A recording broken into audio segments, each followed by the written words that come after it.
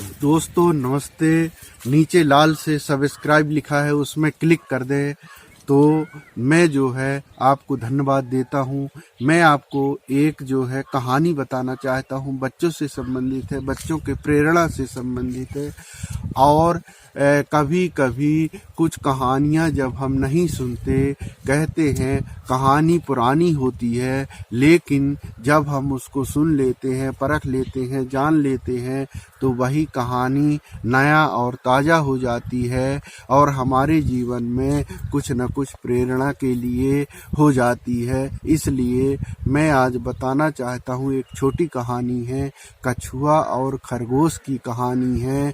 क्या होता है दोस्तों, जब एक बार दौड़ होती है तो उसमें खरगोश सबसे ज़्यादा तेज भागता है, लेकिन उसमें निर्णय ये होता है जंगल में कि कछुआ भी वहाँ पहुँच जाता है और कछुआ कहता है कि मैं भी दौड़ में भाग लूँगा, मैं भी खरगोशों के साथ दौड़ना चाहता हूँ।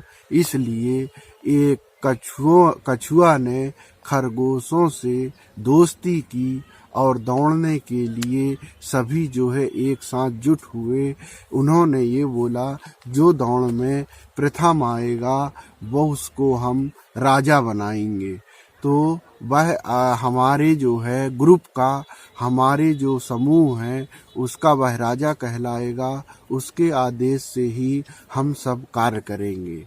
तो दोस्तों मैं ये कह रहा हूँ कि जब दौड़ शुरू होता है तो कम से कम 5 से 6 किलोमीटर की दौड़ थी और उसमें आप जानते तो हैं कछुआ जो है बहुत छोटा, मतलब जो मिनटों में खरगोश दौड़ सकता है, कछुआ को वहाँ तक पहुँचने में 1 घंटे लग सकते हैं, इतना ज़्यादा समय लगता है।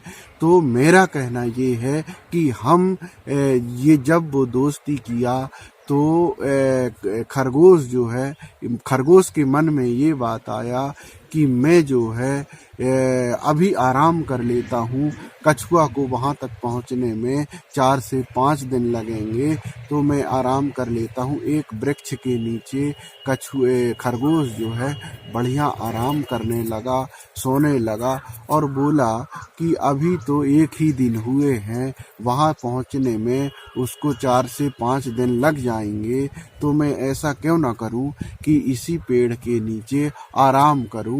ऐसा करके वह आराम करने लगा। आलस, उसको खरगोश को आलस आने लगी और वह जो है बोला मेरा 2 घंटे का काम है, जो उसको 5 दिन लग रहा है, मैं 1 घंटे या 2 घंटे में 8 किलोमीटर दौड़ लूँगा। तो ऐसा करके 2 दिन 3 दिन खरगोश बिता दिया। लेकिन जब खरगोश देखता है कि मैं जाता हूँ 2 या 3 किलोमीटर 3 दिन में पहुँचा होगा, तो जैसे खरगोश दौड़ता है तो रास्ते में कछुआ मिल जाता है और कछुआ एक पेड़ के नीचे वो भी आराम करते रहता है। तो जब कछुआ पेड़ के नीचे आराम करता है दोस्तों, अब बड़ा मज़ा आएगा।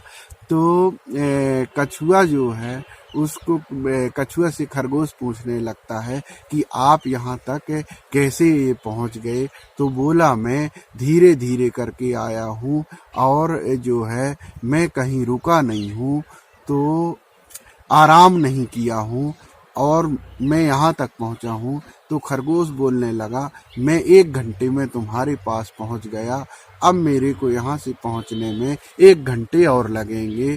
तो तुम ऐसा करो कि तुम यहाँ से निकलो, मैं अब इस स्थान पे 2 या 3 दिन आराम करूँगा, जैसे ही 1 घंटा बचेगा तो मैं यहाँ से आपसे आगे हो जाऊँगा। मन में ऐसा खरगोश सोचता है और जो है वो क्या करता है कि आराम करने लगता है वहाँ। जैसे 3 दिन आराम करते हो जाते हैं तो जितना उसका समय रहता है, तिथि रहता है, उस समय तक वह कछुआ वहां पहुंच जाता है और खरगोश यहाँ ये भ्रम में रहता है कि मैं वहां पहुंच जाऊंगा, इसलिए वह आलसपना करता है और अपने समय को आराम में बर्बाद करता है। उसको ये अभिमान रहता है कि मैं जो है इसको 1 घंटे में पहुंच जाऊंगा, और ऐसा सोचते रहता है। तब तक कछुआ वहां पहुंच जाता है। जैसे यहाँ से खरगोश जाता है तो वो उस समय के पहले कछुआ वहां पहुंच जाता है। तो मेरा कहने का मतलब ये है दोस्तों, इस कहानी से हमको ये शिक्षा मिलती है कि हमें जो है कभी भी अपने आप को बुद्धिमान नहीं समझना चाहिए। और दूसरी शिक्षा ये मिलती है कि आप जो है कुछ ना कुछ लगातार यदि प्रयास करते हैं तो कुछ ना कुछ आपको जरूर हासिल होती है। हम रुकना ही जीवन का अंतिम क्षण होता है, इसलिए चरैवेति चरैवेति चरैवेति निरंतरा। हमें हमेशा चलते रहना चाहिए, कुछ ना कुछ कार्य करते रहना चाहिए, कुछ अच्छे विचार लाते रहना चाहिए, कुछ सोचते रहना चाहिए, कुछ अपने विकास की बारे में सोचना चाहिए। इसलिए हम यदि लगातार क्रम में अपनी सफलता के बारे में सोचते हैं तो निश्चित रूप से हम खरगोश से आगे हो सकते हैं। कि खरगोश जो है अपने आलसपना आराम के कारण जो है वह कछुआ से भी पीछे हो सकता है। यह बहुत आश्चर्य वाली कहानी है। तो इस कहानी से हमको शिक्षा मिलती है कि हमको इकट्ठा कभी नहीं सोचना चाहिए कि जब परीक्षा आएगा तब पढ़ लेंगे। थोड़ा थोड़ा हमको प्रतिदिन पढ़ना चाहिए। लगातार अपने कार्य को अंतिम रूप देने के लिए रोज थोड़ा थोड़ा श्रम जरूर करना चाहिए। ऐसा करने से हमारा कार्य सफल हो जाता है और हमको अधिक बोझ नहीं पड़ता है। इसलिए हम जो है अपने कार्य को लगातार थोड़ा थोड़ा गति प्रदान करते रहें। यही सफलता का एक कहानी का सार है।